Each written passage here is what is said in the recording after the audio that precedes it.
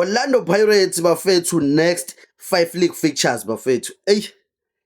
Iyaqhubeka bafethu, sihleli phezulu njengamanje angani. Sihleli phezulu, simdilizile uZakiwe. So nje bafethu nawa bafethu ama feature bafethu eOrlando Pirates alandelayo.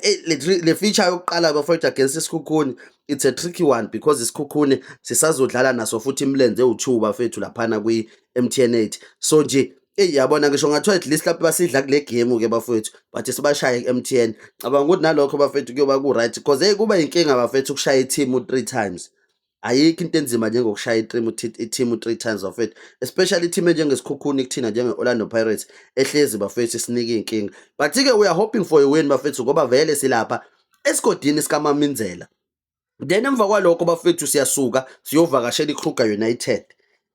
Omakoti bafethu bePremier League nabo bayafika bafethu. Siyababona nje ukuthi bayazama bafethu, bayazama noma ukhona u2 games asebewushayiwe bafethu, beshawa iKaizer Chiefs kanye neMidford naye umakoti naye befika kanye nabo bafethu. So lapha neOrlando Pirates bafethu will be looking to win. Noma ngibuye ngiwasabeke lamathima amancane bafethu because they always want to bafuna ukubukisa bafethu mabedlala neBhakaniya. So manje nakhona ngempela bafethu kusangenzeka noma yini bafethu kuleya game, kusangenzeka noma yini. But ke ngoba iBhakaniya leli bafethu siyathemba and njengamanje we picking things up bafethu nalapha nje leya game izoba a tricky one.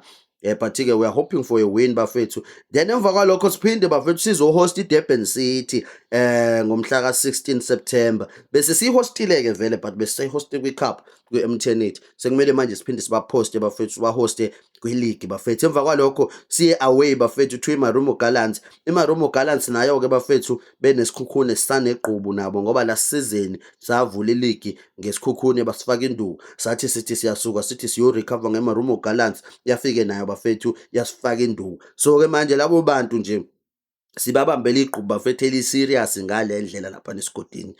Siyazi nje bafethu bazofika ukuthi iMarumo Gallants ke sizobe sivakashile ke bafethu kuyona. Then emva kwalokho bafethu siyodlala neTS Galaxy. Team Sukazi Galaxy bafethu. Nje yabona nibona kanjani bafethu nina kulama game o5? How many points bafethu can we get la? Because as much as lawa kungekho bafethu team esingathi i-team mhlambe enkulu noma mhlambe part of i-big 3 bafethu, should I say like that. But nje bafethu siwabonile vele isikhukhune naso ukuthi they are competing for number 4 and number 5.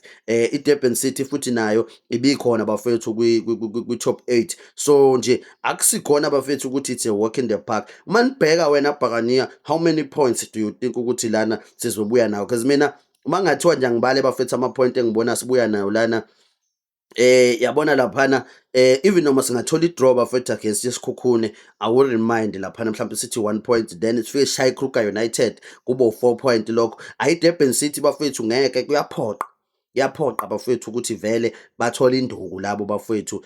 So 7 point lapho siphinde shy Galaxy bafethu u10 points base siyoshaya iTS Galaxy. Ngicabanga kunje bafethu mina u13 points la.